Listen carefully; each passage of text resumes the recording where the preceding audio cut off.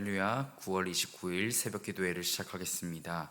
우리 함께 찬송가 342장 찬송하시겠습니다. 너 시험을 당해 죄 짓지 말고 너 용기를 다해 곧 물리치라.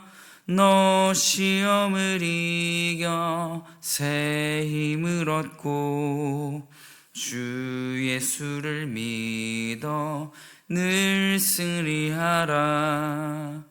우리 구주의 힘과 그의 위로를 빌라. 주님 내 편에 서서 항상 도우시리. 내 친구를 삼가 잘 선택하고 너 언행을 삼가 늘 조심하라. 너 열심을 다해 늘 충성하고 온 정성을 다해 주 봉사하라. 우리 구주의 힘과 그의 위로를 빌라. 주님 내 편에 서서 항상 도우시리. 우리 구주의 힘과 그의 위로를 빌라. 주님 내 편에 서서 항상 도우시리. 우리 이 시간 공동기도 제목으로 나가시겠습니다. 추석 명절 가운데 하나님 성도님들의 안전을 지켜주시기를 원합니다. 가정마다 주님이 주시는 풍성과 기쁨을 누리게 하옵소서. 또 교회 사역 가운데 다가오는 블레싱 이것을 우리가 잘 준비하여서 우리가 영혼 구원의 열매를 맺을 수 있도록 또 구원의 은혜를 위해서 기도하기를 원합니다. 우리가 이 시간 나라와 민족을 위해서 또한 환우들을 위해서 이 시간 함께 기도해 주시기 바랍니다. 오늘 주신 하나님 말씀은 구약성경 열왕기상 10장 14절부터 29절까지의 말씀입니다. 530페이지에 있습니다. 함께 합독하시겠습니다. 시작. 솔로몬의 세입금의 무게가 금 666달란트요 그 외에 또 상인들과 무역하는 객상과 아라비아의 모든 왕들과 나라의 고관들에게서도 가져온지라. 솔로몬 왕이 쳐서 느린 금으로 큰 방패 200개를 만들었으니 매 방패에 든 금이 600세겔이며 또 쳐서 느린 금으로 작은 방패 300개를 만들었으니 매 방패에 든 금이 3만이라. 왕이 이것들을 레바논 나무 궁에 두었더라. 왕이 또 상아로 큰 보좌를 만들고 정금으로 입혔으니 그 보좌에는 6층계가 있고 보좌 뒤에 둥근 머리가 있고 앉는 자리 양쪽에는 팔걸이가 있고 팔걸이 곁에는 사자가 하나씩 서 있으며 또 12사자가 있어 그 6층계 좌우편에 서 있으니 어느 나라에도 이같이 만든 것이 없었더라. 솔로몬 왕이 마시는 그릇은 다 금이요 레바논 나무 궁의 그릇들도 다 정금이라. 은 기물이 없으니 솔로몬의 시대에 은을 귀히 여기지 아니함은 왕이 바다에 다시스 배들을 두어 히람의 배와 함께 있게 하고 그 다시스 배로 3년에 한 번씩 금과 은과 상아와 원숭이와 공작을 실어 왔음이더라. 솔로몬 왕의 재산과 지혜가 세상의 그 어느 왕보다 큰지라. 온 세상 사람들이 다 하나님께서 솔로몬의 마음에 주신 지혜를 들으며 그의 얼굴을 보기 원하여 그들이 각기 예물을 가지고 왔으니 곧 은그릇과 금그릇과 의복과 갑옷과 향품과 말과 노새라. 해마다 그리하였더라. 솔로몬이 병거와 마병을 모으매 병거가 1400대요 마병이 12,000명이라. 병거성에도 두고 예루살렘 왕에게도 두었으며 왕이 예루살렘에서 은을 돌같이 흔하게 하고 백향목을 평지에 뽕나무 같이 많게 하였더라.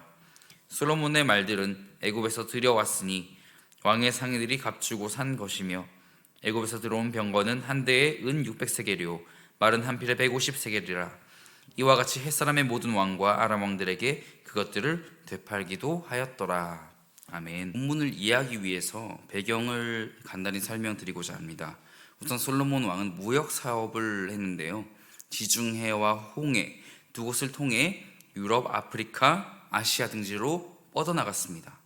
이스라엘 남서부에 위치한 이 아라비아가 오늘 본문 전반부에 등장을 하는데요.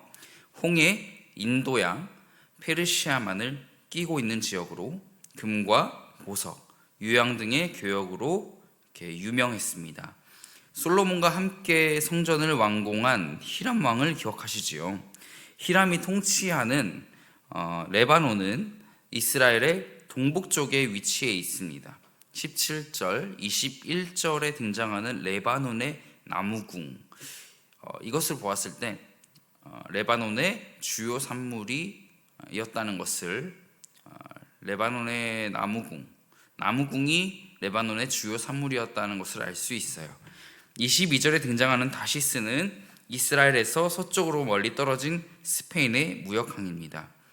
금과 주석 등 이런 광물 교역이 우세했고, 또 마지막 애굽은 28절에 나오는데 이스라엘 남서부에 있는 아프리카의 대표 지역으로 수려한 말, 기동력 있는 병거의 소유지로 유명했다. 이러한 사실들을 참고하시면 좋을 것 같습니다. 과유불급이라는 말이 있습니다. 무엇이든지 과하면, 또 정도를 지나치면 도달하지 아니함만 못한 것과 같다는 뜻인데요.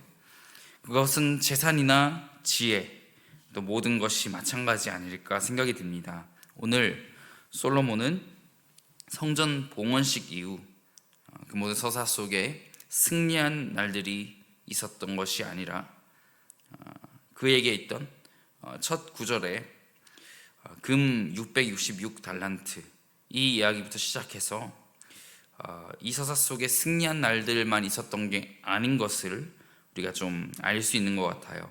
그가 세입한 금의 무게가 기록되어 있고요. 14절을 보시면 솔로몬의 세입금의 무게가 금 666달란트요 뿐만 아니라 상인들, 무역하는 객상들, 모든 왕들과 고관들에게서도 금을 가져옵니다. 그 금의 영칭을 보니까 쳐서 느린 금이라고 표현합니다. 이 쳐서 느린 금으로 무엇을 했는지를 두 구절로 보여주고 이후에 금이 어디에 위치해 있는지를 언급함으로 솔로몬의 마음이 여호와 하나님을 떠나게 되는 그런 연결점으로 작용하게 되며, 따라서 이는 승리의 서사가 아니라 하나님께로부터 돌아서게 되는, 그러함으로 우상을 가까이 하게 되는 그런 출발점이 되고 맙니다. 16절도 보겠습니다. 솔로몬 왕이 쳐서 느린 금으로 큰 방패 200개를 만들었으니 매 방패에 든 금이 600세겔이며 17절입니다. 또 쳐서 느린 금으로 작은 방패 300개를 만들었으니 매 방패에 든 금이 3만에라. 왕이 이것들을 레바논 나무궁에 두었더라. 만에는 한 만에당 50세겔입니다. 설명란에 있을 텐데요. 총 150세겔에 든 것입니다. 총 150세겔이 든 것이죠. 그 외에 솔로몬의 보좌 18절부터 20절이죠. 상하로 보좌를 만들고 그것을 금으로 입혔다고 합니다.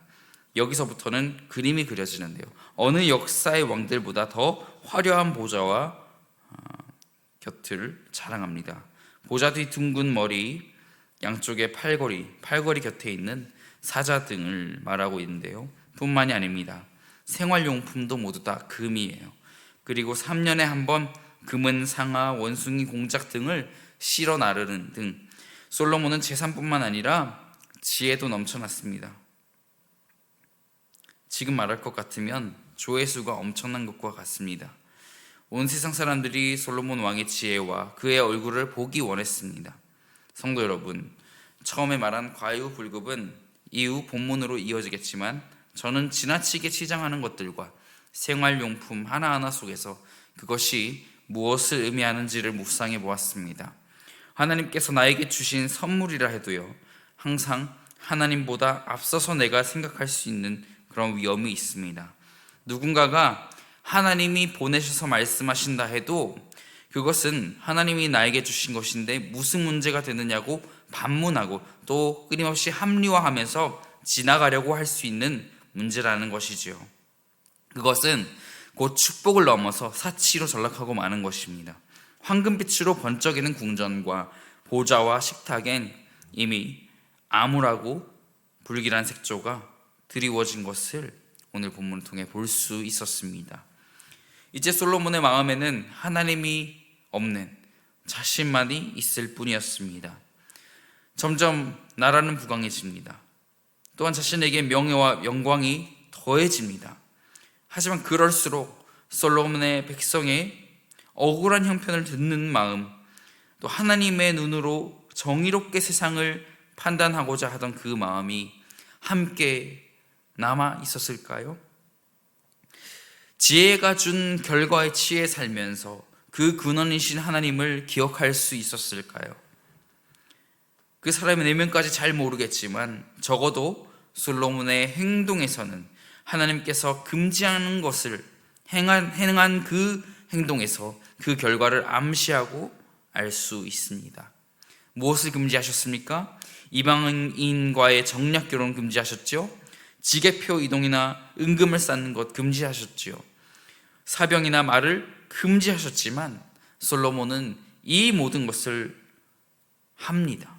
이 금지에 상징하는 바가 있었는데 그것은 바로 누가 참 왕이냐라는 것을 기억하라는 것이었지요. 바로 하나님만이 이스라엘의 왕이시다라는 것을 기억하라는 의미였습니다. 그런데도 솔로몬이 이 금지 행위를 했다는 것은 온전한 마음이나 주의 법을 순종하려는 마음에 실금이 가고 있었다는 것을 보여주고 있습니다.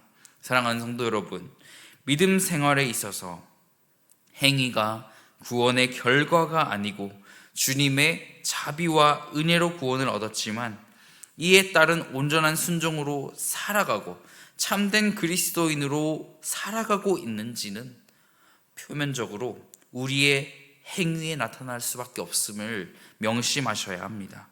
행함이 없는 믿음이 죽은 것이라고 말한 이 야고보서, 다른 것이 아닙니다.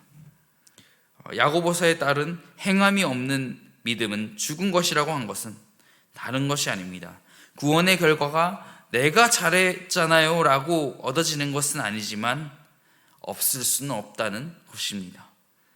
행위는 하나님과의 동행 여부를 보여줄 수 있기 때문입니다. 하나님의 선물과 은혜가 오히려 나의 믿음을 막는 지름길이 되고 있지는 않습니까?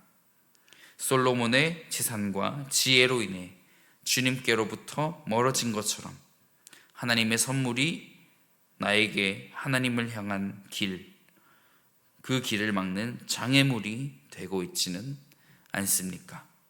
우리 마음 가운데 질문하시며 기도로 나아가십시다. 이 시간 오늘도 말씀하시는 그 주님의 말씀 가지고 기도할 때 그 누구도 하나님 앞에 완전할 수 없음을 기억하시고요, 그 다가오는 고난 앞에 그 위기와 고난을 만나지 않게 해달라는 기도보다는 닥쳐올 환난 앞에 내가 이겨낼 수 있는 용기를 달라고, 흔들리지 않는 믿음을 달라고 이 시간 함께 기도하시면 좋겠습니다. 솔로몬의 지혜보다 재산보다 믿음을 주옵소서라고 함께 기도하시며 나아가시겠습니다.